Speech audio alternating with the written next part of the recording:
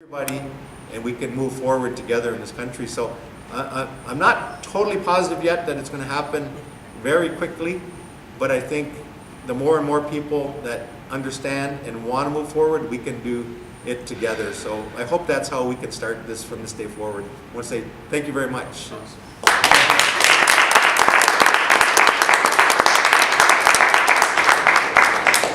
Thank you, Myeengun.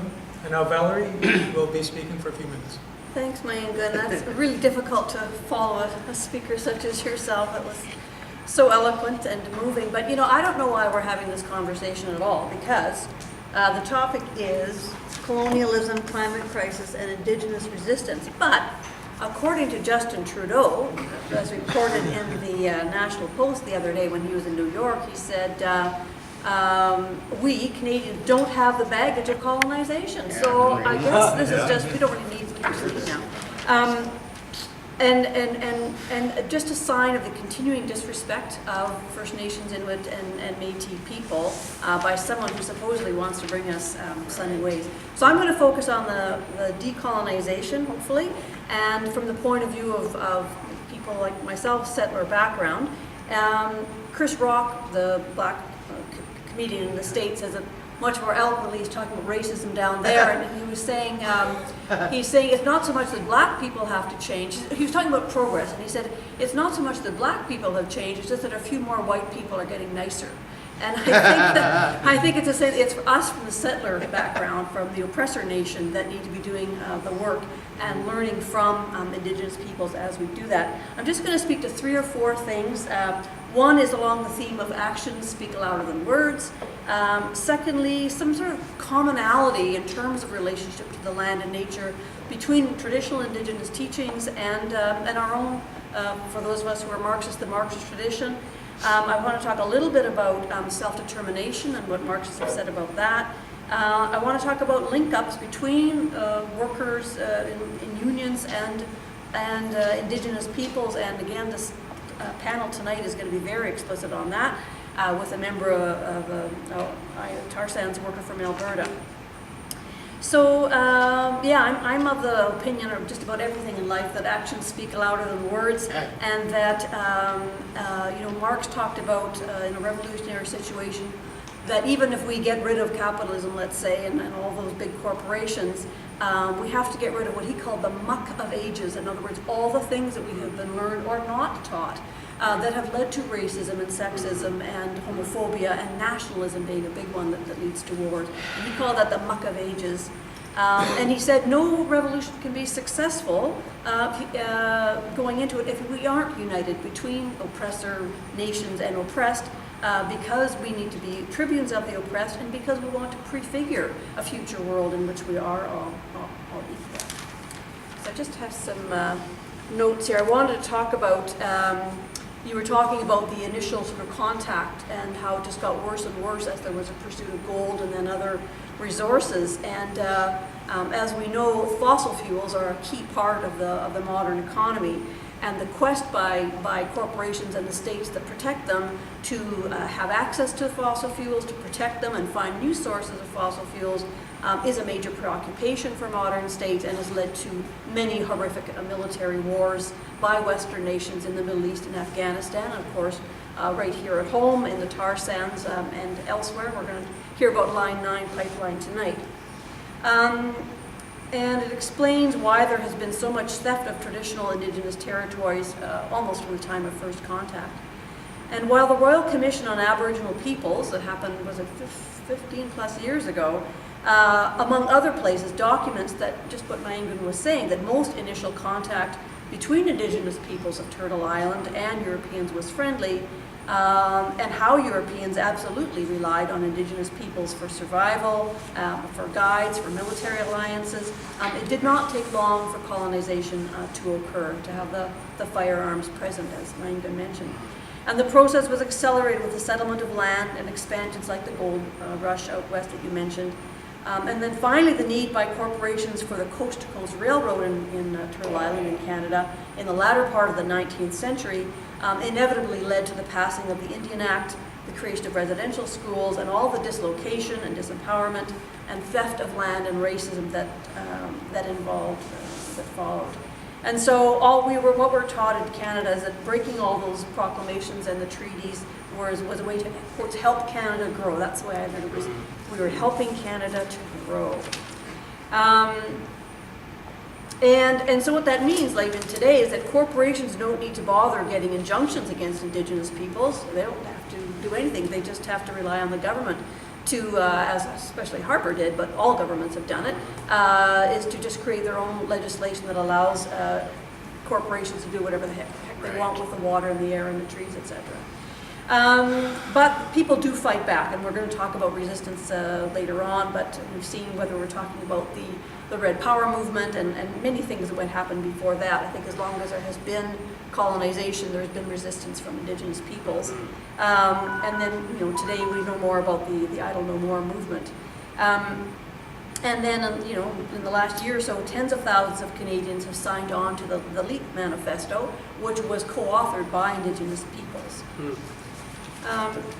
So to talk a little bit about the whole question of sovereignty and supporting Indigenous sovereignty. So Russia, over 100 years ago, housed many, many, many different oppressed nations in the dozens of them. And socialists were trying to come to grips with the national question because, if you will, Marxist revolutionary politics kind of run parallel in some ways to nationalist politics, because Marxists say the main divide in society is between the classes, whereas the nationalists will say no, it's between nations. But it was Lannon who went the furthest in developing a Marxist analysis of the national question. And for him, he said nationalism in an oppressor nation plays a different role than nationalism in an oppressed nation. So in an oppressed nation, or among people who comprise oppressed minorities within an advanced nation, which would be the case of Indigenous peoples in a country like Canada, that nationalist consciousness on the part of Indigenous peoples is actually part of challenging the oppressor, the state, the Canadian state. And in capitalism, especially advanced capitalism, relies on nationalism as one more way to divide workers. And so we see, for example, why should Indigenous people, not pay taxes? That's a big one. Or why should they be able to stop pipelines? Or why should they get in the way of my economic development? And of course, that's all being fed by the media, by the corporations, and by the government who benefit by that. And so the ruling class tries to draw us into identifying with their nationalist ideology, because it's their nationalist ideology. It's not ours.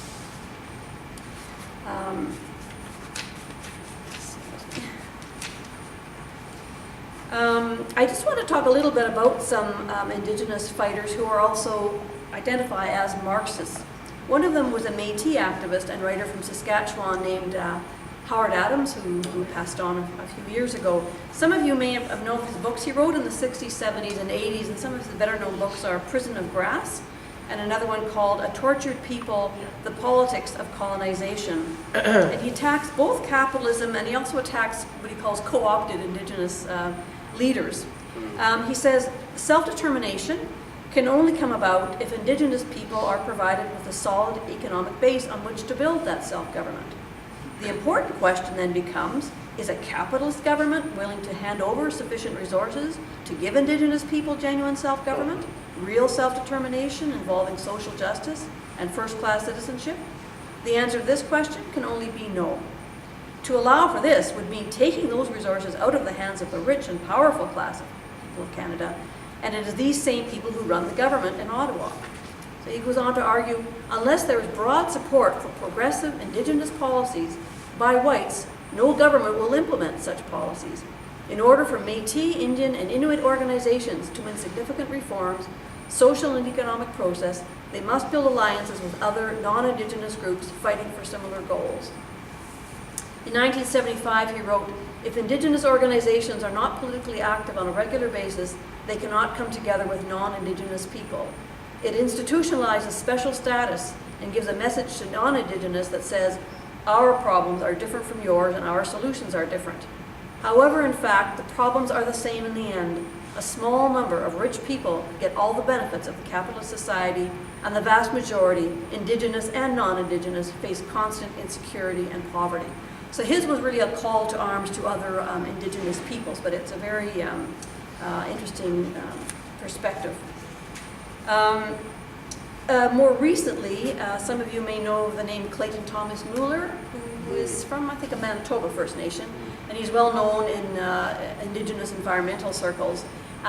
So he kind of updates what Howard Adams was saying. I don't know that Clayton Thomas Mueller considers himself a Marxist, but he says, he's talking certainly about capitalism, and he says, by converging struggles in a solidarity framework, so again he's talking about alliances, rooted in anti-racism, anti-oppression, and anti-colonialism, and by creating economic and political initiatives uniting urban and rural centers, we, he's referring to Indigenous peoples, we could wield a power never seen by our oppressors and actually gain economic independence and community self-determination. We are faced with tremendous odds: the end of the era of cheap energy, the loss of ecosystems to sustain unfettered economic growth, and of course, the global climate crisis. We must understand that these are all symptoms of a much larger problem called capitalism. And I'm just struck at this moment about, how I'd like to take Jean Chrétien and, slam his head against the wall when he was saying, these Indigenous people need to move south to get jobs. It's all their fault, and, why don't they just get with the program? And I think what he's, Clayton Thomas Mueller is talking about here is that, the resources are there. It's a question of who gets to control them and who uses them, etc. But don't be blaming Indigenous peoples. I just wanted to say a little bit about links between trade unions. And a number of years ago, I did just a little bit of research around the presence and activism of Indigenous peoples inside trade unions. And I was living in BC at the time, so these references are all from British Columbia and from some Nitchalna speakers and from some Nisga'a speakers. So Nitchalna is like the west coast of Vancouver Island, and Nisga'a is the northwest kind of part of BC. And George Watts from the Seesaw Nation, he was a very, very powerful leader with the Nitchalna, but he was also a member of, I guess it's steelworkers now, but it was IWA, Industrial Woodworkers of America, I guess. And he was talking about Native people who'd lost jobs in the forest industry in BC because of industry downsizing and about new mills starting up. He says, so we've got all kinds of people in our community in Seesaw making $7.50 an hour. That's not going to be the solution. On the other hand, if you look in this province and see where we have got projects that are tied to unions, you will see that they have become economically independent communities. You talk about independent community First Nations. And I can take them and show them to you in this province. Where Indian people own a mill, that mill is IWA, the union. Their members collect wages more twice and 3 times in some cases the minimum wage. And the Nisga'a leader, Joe Gosnell, also spoke out against those Native organizations who were opposed to unionization. He said, the best thing that can ever happen to our communities is for them to become unionized. And George Watts again said, I think we're going to have a debate in the Indian community over the next couple of years, which to me is crucial. And one of the things that I think is going to emerge is I think you're going to see an Indian union of government workers. Now, alas, George died. He was only about in his 50s, I think, when he died. But I think he was really,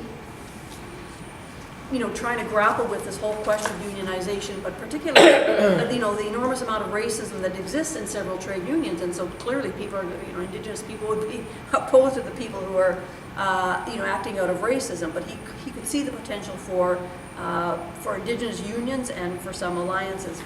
He said, Native people must seize the opportunities for unions to exist and reject the anti-union sentiment.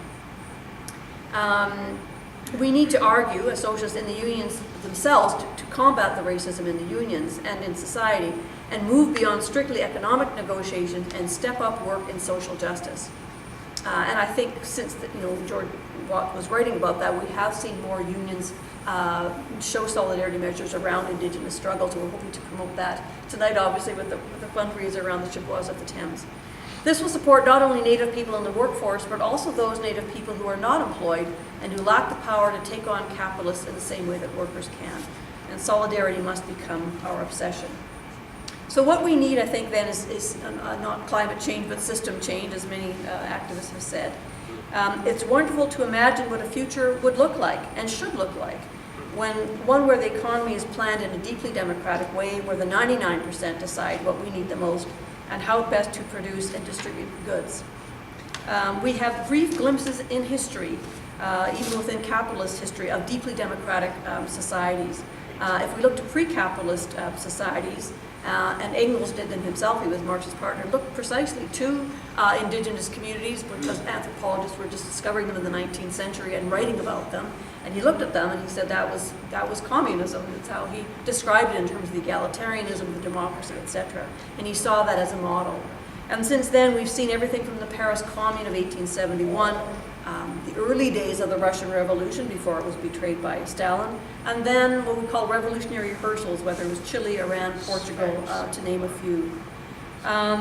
But few of these revolutionaries understood the ecological importance of their dreams. But as we've seen, the core ideas of Marxism, indeed of the whole idea of a democratically planned economy, are based on the rational interchange between nature and human society.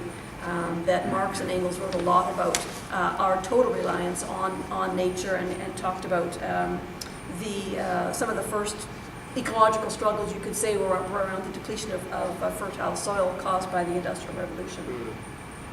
Workers play the central role in leading such a revolution, not because they're particularly special or bright or smart or anything, but because of the unique role they play in what Marx called the means of production, whether you're extracting oil or making cars or providing health care. And there's a growing anger by workers, whether or not they're in unions, that the destruction of the planet and the imposition of government austerity programs are not acceptable. Unifor, the largest union in Canada, signed the Solidarity Accord with the Save the Fraser Coalition of First Nations in BC. And unions are increasingly part of climate justice rallies, as we've seen since last July when we had the big climate justice rallies here in Toronto. With a growing number of jobs in the alternative energy industry, we're starting to see green job campaigns in the last few years. And tonight we're going to hear some more about that, the Iron and Earth initiative by about 1,000 oil sands workers in Alberta, and I think they're linking up with the Beaver Cree Nation there. These are workers who can easily move themselves and the rest of us to replace our current dependence on fossil fuels. When workers go on strike, there's a tremendous burst in confidence and creativity. When workers occupy their workplace, this increases tenfold. Further than that, a pre-revolutionary situation occurs when rulers can no longer rule in the old way and people no longer want to be ruled in the old way. But a genuine revolutionary tradition will have to rescue the idea that humans are part of a wider natural world. Historically, revolutions have made few, if any, demands about environmental sustainability or what today we might call green issues. For many people, the idea that things might be as different in the future as they are now, just as it's different now than it was 1,000 years ago, for many people that's a fantasy, that things could be substantively different. Yet if the history of capitalism teaches us one thing, it is that exploited people will always resist. And when they resist, they change the world and themselves. If there was no opposition to capitalism, the future would be very bleak indeed. Yeah. But millions of people around the world are becoming aware of the irrationality and dangers of the system. In the last few years, we've seen a rebirth of the mass awareness and in some cases mass movements that can fundamentally transform society. So whether we're talking about far away, the Arab Spring, or more recently here, the Occupy movement, I Don't Know More, Black Lives Matter, the Greek workers fighting against austerity, are hugely important. But in the 21st century, struggles for justice and freedom can no longer be separated from the struggle to stop environmental catastrophe. Our biggest barrier is an economic system organized in the interest of profit. We have to draw on all the lessons of the past in order to destroy capitalism once and for all and build in its place a sustainable socialist world. I want to say a little bit more about actions we can take, but I think I'll leave that for the discussion and certainly be a topic for tonight. So thank you. Thank you, Myeengun and Valerie.